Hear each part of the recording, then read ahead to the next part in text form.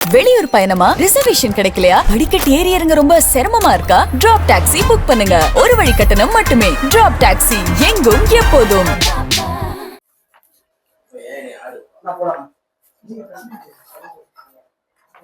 திருப்பரங்குன்றத்துல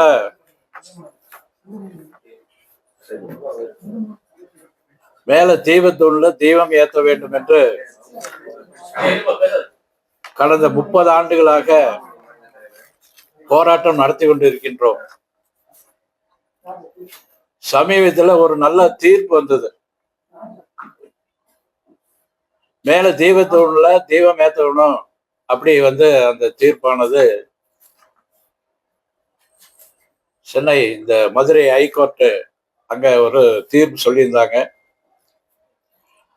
அதை உடனடியாக இந்த காவல்துறையும் அங்க இருக்கக்கூடிய அறநிலைத்துறையும் அரசாங்கத்தினுடைய வேண்டுகோளை எடுத்து மேல தெய்வம் ஏற்றக்கூடாது அப்படி அங்க காவல்துறையை வச்சு தடுத்தார்கள்.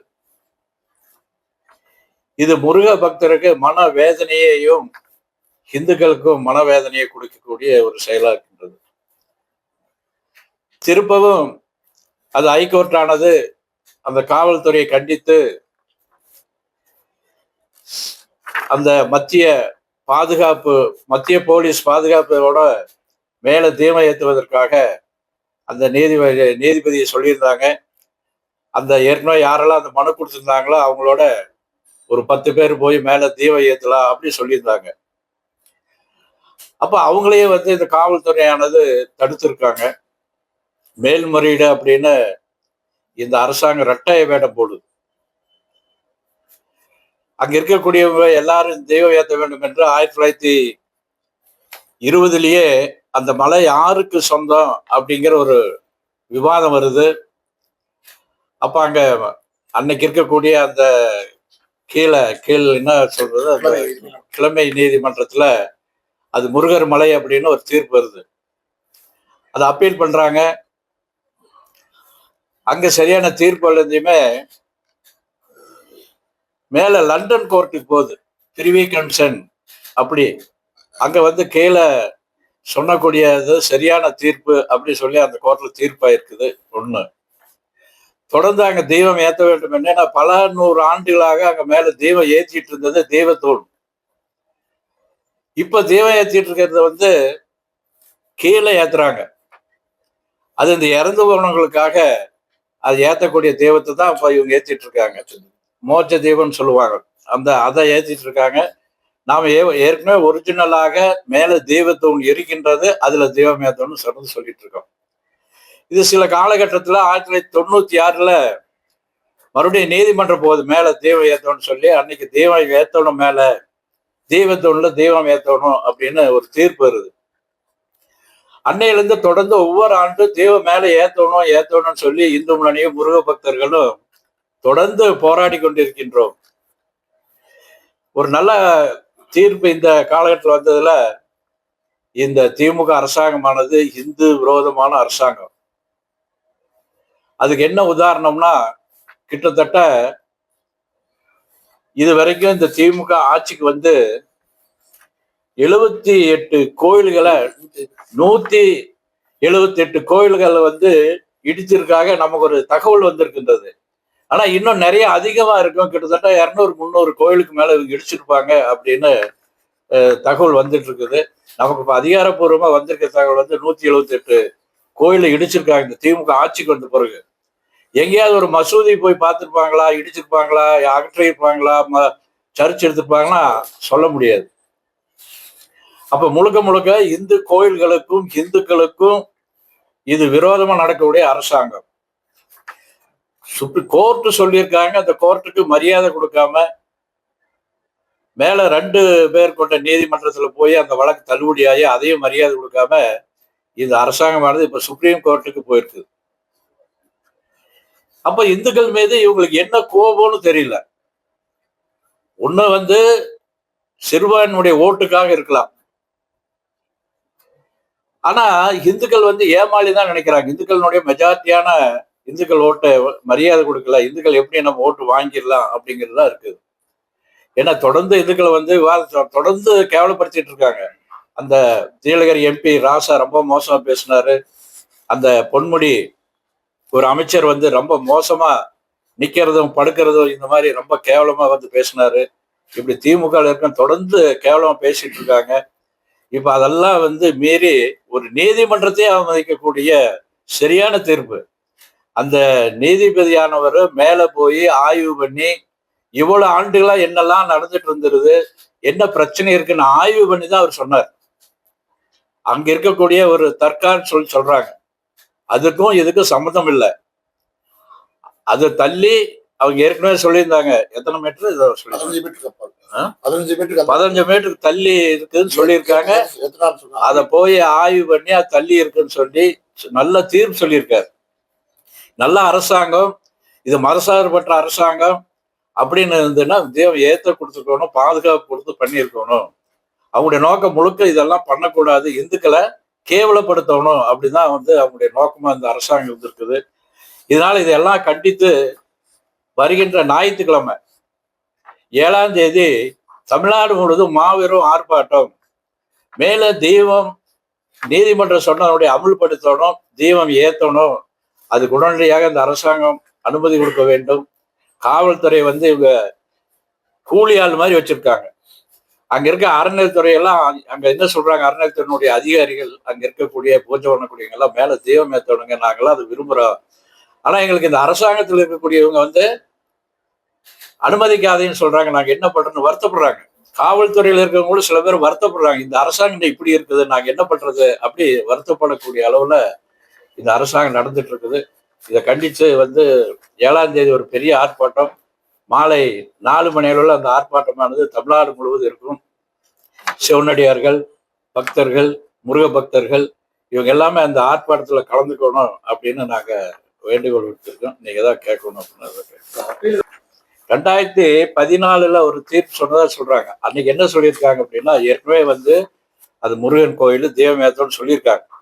அந்த காலகட்டத்தில் வந்து அந்த அந்த வருஷம் மாத்திரம் மேல நீங்க இது பண்ண வேண்டாம் அப்படின்னு சொல்லியிருந்தாங்களுடைய தீமை ஏற்றக்கூடாதுன்னு எங்கேயுமே தீர்ப்பு சொல்லல. இந்த சட்டத்துறை அமைச்சர் வந்து தப்பான செய்தி சொல்றாங்க. அது வந்து சரியில்லை. அவர் அந்த அந்த துறையில் இருக்கக்கூடிய அமைச்சருக்காக சரியான பொய் சொல்றாரு. அதுக்கு தகுதியான ஆளுதான் நாம் நினைக்க வேண்டியிருக்கின்றது. ஏற்கனவே ஒரு நீதிபதி சொன்னக்கூடிய தீர்ப்பு 2 நீதிபதி இருக்கக்கூடியவங்க அது சரியான தீர்ப்புன்னு சொல்லியிருக்காங்க. இப்போ ஒண்ணுன்னா நவாஸ் கனின்னு ஒரு எம்பி, இது எங்க மலை அப்படின்னு அவர் பிரியாணி சாப்பிட்டு ஒரு படம் போட்டிருந்தார். முருக பக்தர்கள் 6 படிக்கும் 10 நாள் 15 நாள் விரதம் இருந்து 6 படிக்கு போயிட்டு வருவாங்க. இது திருப்பரங்குன்றம் முதல் படை. விரதம் இருந்து போகக்கூடியவங்க எவ்வளவு சுத்தமா இருந்து அதுக்கு மாலை போட்டு போறாங்க.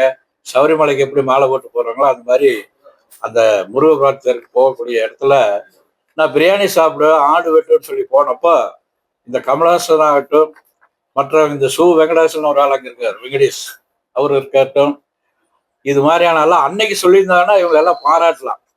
அதனால இவங்களுக்கு வேலையே இந்துக்களை திட்டணும், கேவலப்படுத்தணும், கொச்சப்படுத்தணுங்கிறதா கமலஹாசன் ஆகட்டும், ராசாவாகட்டும், அந்த திமுக 4-5 பேர் இருக்காங்க அவங்களாகட்டும், அந்த கம்யூனிஸ்ட் ஒரு நக்சலைட்டு அது ஏதோ தெரியாம அந்த கம்யூனிஸ்ட்ல வந்து சீட்டு வாங்கி ஜெயிச்சிட்டாரு.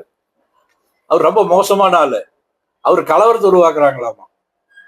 அப்ப ஆடு வெட்டுனா பிரியாணி போய் சாப்பிட்டா கலவரம் வராது, தீபம் அமைதியா போய் தீபம் ஏற்றினா கலவரம் வரும். என்ன அர்த்தத்துல அவர் சொல்றாருன்னு தெரியல. அது முழுக்க முழுக்க இந்துக்களுக்கு விரோதமா இருக்கிறதுனால இவங்க எல்லாம் இந்த கமலஹாசன் சொல்றதெல்லாம் ஒன்றும் ஆச்சரியப்பட வேண்டியது. அவங்க அப்படிதான் சொல்லுவாங்க. மத ஒற்றுமைக்கு மத அணுக்கத்துக்கும் எடுத்துக்காட்டா தமிழ்நாட்டுல பேசியிருக்காங்க. அதாவது நம்ம என்ன சொல்றோம்னா, இந்த அரசியல்வாதி எல்லாருமே மதசார்பற்ற நாடுன்னு சொல்றாங்க. நாமளும் அதை தான் சொல்றோம். இந்த நாடு மதசார்பற்ற நாடா இருக்கணும், எல்லாத்துக்கும் ஒரே மாதிரியான சட்டமாகட்டும் பல்வேறு விஷயங்களாகட்டும் இருக்கணும். குறிப்பா இந்த திமுக ரம்ஜான்னா வாழ்த்து சொல்றாங்க, பக்ரீத்னா வாழ்த்து சொல்றாங்க, கிறிஸ்துமஸ்னா வாழ்த்து சொல்றாங்க, விநாயகர் சதுர்த்திக்கு வாழ்த்து சொல்ல மாட்டேங்கிறாங்க, தீபாவளிக்கு வாழ்த்து சொல்ல மாட்டேங்கிறாங்க.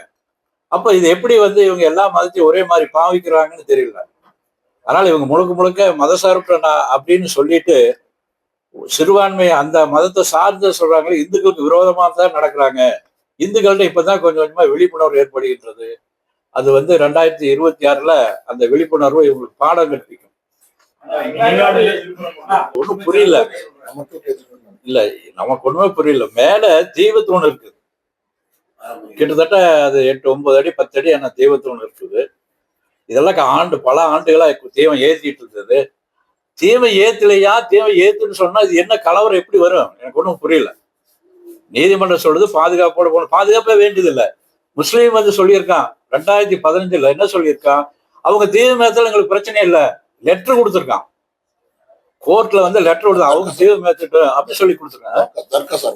அந்த தர்கா, அந்த மேல இருக்கக்கூடிய தர்கா சார்லாம் அங்க இருக்கக்கூடிய நிர்வாகிகள்லாம் சேர்ந்து அவங்க ஏத்துன்னு சொல்றாங்க. அப்ப எது கலவரம் வரும்னு எதுக்கு இவங்களா தூண்டி விடுறாங்க? இப்படி ஒரு எண்ணத்தை தூண்டி விடுறாங்க, கலவரம் வரணும் அப்படின்னு இருக்கு. நேத்து கூட அங்க ஒரு சின்ன சலசலப்பு போலீஸா காரணம். போலீஸ் அந்த சலசலப்பு உருவாக்கி, அதாவது இந்த கலவரத்தை உருவாக்குறதுன்னு ஒரு காமிக்கிற மாதிரி உருவாக்கி இருக்காங்க.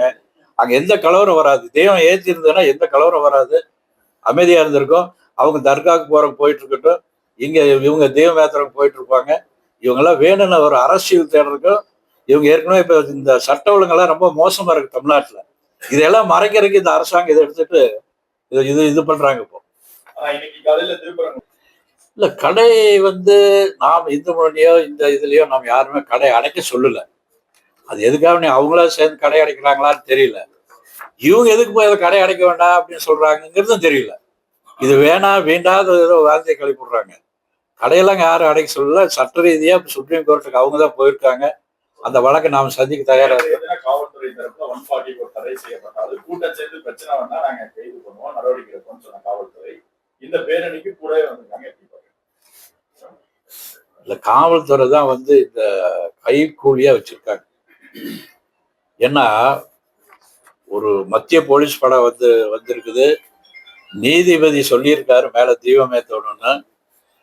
இதை வந்து அங்க இருக்கக்கூடிய கமிஷனர் ஆகட்டும், மற்ற போலீஸ் அதிகாரிகளாகட்டும் அமுல்படுத்தணும். அப்ப அமுல்படுத்தலைன்னா மேல அரசாங்கம் ஒரு ப்ரெஷர் அவங்களுக்கு கொடுத்துருக்காங்க. அப்ப அவங்க என்ன சொல்றாங்களோ என்ன வேற வழி இல்லை. அவங்க இல்லைன்னா உடனே டான்ஸ் எடுப்பாங்க, ஏதோ ஒன்று பண்ணுவாங்க. அரசாங்கத்துக்கு பயந்துட்டு தான் அந்த காவல்துறை அவங்க சொல்றதை கேட்பாங்க. அந்த கூட்டணிக்காரரை போய் கடை அடைக்க வேணா கூட போகத்தான் செய்வாங்க. அதனால அது இந்த அரசாங்கத்தை தான் நம்ம முழுக்க அந்த கூட்டணி கட்சிகளுக்கு முழுக்க எல்லாமே இந்த சிந்தனையோடு இருக்காங்க. அவங்களுக்கு தான் கண்டிக்கணும். அதிகாரிகள் கட்டி ஒன்றும் பிரயோஜனம் இல்லை. அவங்க என்ன பண்ணுவாங்க? மதுரை மக்கள் வளர்ச்சி யாரு தடுக்கிறாங்கன்னு ஒன்றும் புரியல. ஏன்னா அந்த போன 2-3 வருஷத்துக்கு முன்னாடி நான் ஒரு பேட்டி சொல்லியிருந்தேன். அங்க வந்து ஒரு பெரிய கணக்கு எழுதியிருக்காங்க. ஊழல் நடந்திருக்கு அந்த மீனாட்சி அம்மன் கோயில்ல, மதுரை மீனாட்சி அம்மன் கோயில்ல. இப்படி பல கோயில்ல பல ஊழல் நடந்துட்டு இருக்குன்னு சொல்லிட்டு இருக்காங்க. அதையெல்லாம் காணும். அந்த கோயில் எல்லாம் எங்க ஆக்கிரமிப்பு இருக்குதுன்னா முழுக்க அரசியல்வாதி ஆக்கிரமிப்பு. இதையெல்லாம் எடியானா அதெல்லாம் போய் எடுக்க மாட்டாங்க. அதனால ஊழல் நடக்கு. வளர்ச்சி வந்து யார் நாங்களும் வளர்ச்சி தான் வரணும். இந்த நாடு வல்லரசாகணும், வளர்ச்சி ஆகணுங்க நம்ம பாடுபட்டு இருக்கோம். இவங்க முழுக்க ஊழல் தான். நாம இந்து முன்னணியை பொறுத்த வரைக்கும் நீதிபதி சரியான தீர்ப்பு சொல்லியிருக்காங்க. ஏன்னா எல்லா நீதிபதியும் அந்த ஸ்பாட்டுக்கு போய் ஆய்வு பண்ணாம பேசுறது கேட்பாங்க. இவர் நேரடியா போய் ஆய்வு பண்ணி பிரச்சனை இல்லை அப்படின்னு சொல்லியிருக்காரு. அவர் 1920 என்ன தீர்ப்பு வந்திருக்கு அதெல்லாம் கோர்ட்டு இருக்காரு. அதெல்லாம் பார்த்து ஆய்வு பண்ணி அதெல்லாம் வந்து அவருடைய தீர்ப்பு இருக்குது. சரியான தீர்ப்பு. அவர் சரியான தீர்ப்புனாலதான் நம்மளுடைய 2 நீதிபதி இருக்கக்கூடிய பெஞ்சுக்கு வந்தப்ப கூட அது சரியான தீர்ப்புன்னு சொல்லி அவர் தீர்ப்பு சொல்லி அதை தள்ளுபடி பண்ணியிருக்காங்க. கிட்டத்தட்ட சுப்ரீம் கோர்ட்ல அதுதான் நடக்க போகுது. அதனால அவர் சரியாக தீர்ப்பு சொல்லியிருக்காரு. சரியான தீர்ப்பு சொன்னனாலதான் இவங்க வந்து அதை எதிர்க்கிறாங்க.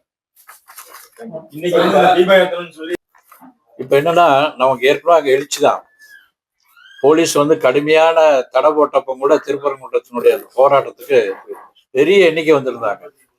2வது வந்து அந்த முருகபக்தர் மாநாடு உலக வரலாற்றிலேயே அவ்வளவுடைய எண்ணிக்கையும் அவ்வளவு சிறப்பாக கட்டுக்கோப்பாக நடந்ததா கிடையாது. அந்த நிகழ்ச்சி தான் அவ்வளவு சிறப்பாக நடந்திருக்கு.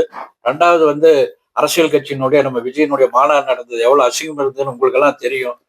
அதனால ஒரு பெரிய எழுச்சி இருக்குது. அது வந்து சென்னிமலையில ஆரம்பிச்சது, திருப்பரங்குன்றத்திலிருந்து முருகபக்தர் மாநாடாகட்டும் பெரிய எழுச்சி இருக்குது. இது சட்ட போராட்டமா இருக்குது. அதனால நாம வந்து இப்ப சட்ட ரீதியா தான் நம்ம அணுகிட்டு இருக்கிறோம். நிச்சயமா அது நம்ம வேண்டுகோள் விடுத்தோம்னா அதனுடைய இது வருகின்ற 7ஆம் தேதி அதுக்காகத்தான் ஒரு பெரிய தமிழ்நாடு முறை ஒரு ஆர்ப்பாட்டம் வச்சிருக்கோம். மக்கள் எல்லாம் ஒண்ணு திரட்டி வரணும் அப்படிங்கிறதுக்காகத்தான். இது அரசாங்கத்துக்கு ஒரு எச்சரிக்கை விடுவதற்கான இந்த ஆர்ப்பாட்டம் இருக்கும். ஆனா இப்போ அரசியல் தான், அரசியல் கட்சி வந்து அவங்களுக்கு என்ன சாதகமா இருக்குதோ அதுதான் பேசுவாங்க. அவங்க வந்து முதல்ல வந்து நம்ம சீமான் அவர்கள் கடவுள் இல்லைன்னா தீக்கா எல்லாம் போய் பேசிட்டு இருந்தாரு. இப்ப திடீர்னு வந்து முருகன் எங்க பாட்டன்கிறாரு. அதனால அப்பப்ப இதெல்லாம் அரசியல்வாதி மாறி மாறி பேசுறது வழக்கம்.